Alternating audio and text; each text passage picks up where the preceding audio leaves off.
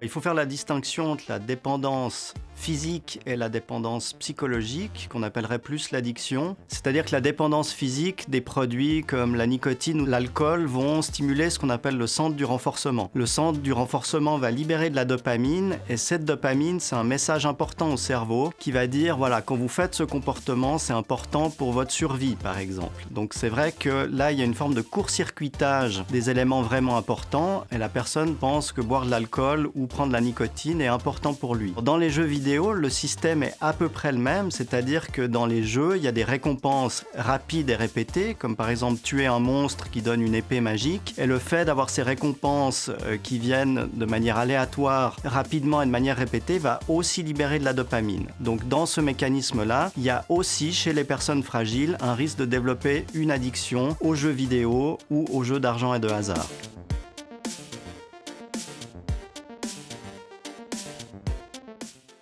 Il faut faire la différence entre une passion et une addiction. C'est clair que des gens peuvent mettre beaucoup de temps et beaucoup d'énergie dans une activité. On imagine quelqu'un qui fait du sport, qui fait du skateboard, qui fait de la musique, du dessin. À ce moment-là, elle va prendre beaucoup d'énergie et beaucoup de temps et ça va être une passion. Mais ce qui est important de dire, c'est que pour l'individu, ça va l'enrichir, ça va aussi profiter à l'entourage, alors que quand on parle d'addiction, il y a un appauvrissement et une souffrance. Les individus vont restreindre leur comportement et le seul comportement qui va prendre le pas, c'est celui de l'addiction. Donc par exemple, la personne va passer des heures sur un jeu ou va dépenser des sommes très importantes dans un jeu au détriment de toutes les activités normales et utiles pour la vie de tous les jours, comme aller à l'école, voir des amis, travailler, etc. Ce qu'il faut savoir aussi, c'est que tout le monde n'est pas égal face au risque de développer une addiction et c'est qu'une petite partie de la population qui est à risque. Et chez ces individus-là, justement, le système du renforcement est plus fragile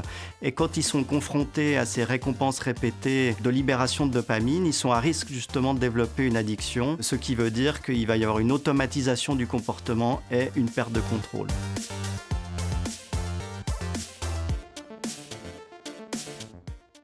C'est évident que les signaux d'alerte vont dépendre des individus et que les signaux d'alerte vont être variables en fonction du contexte. Pour un individu, par exemple, qui joue à un jeu vidéo, quel sera le signal d'alarme ? C'est de se dire que ce jeu va prendre le pas sur tout le reste. Et dès le moment que ça commence à prendre le pas sur des choses importantes, comme par exemple l'école, les loisirs, la vie sociale, à ce moment-là, ce sera un signal d'alarme. Ce qui est important de dire, c'est que l'individu va pas forcément se rendre compte lui-même que ça devient problématique. Ça peut aussi être l'entourage qui remarque que la personne justement est plus concentrée, s'endort à l'école, ne voit plus ses amis. Donc les signaux d'alerte, finalement, c'est une souffrance de l'individu ou une souffrance repérée par l'entourage.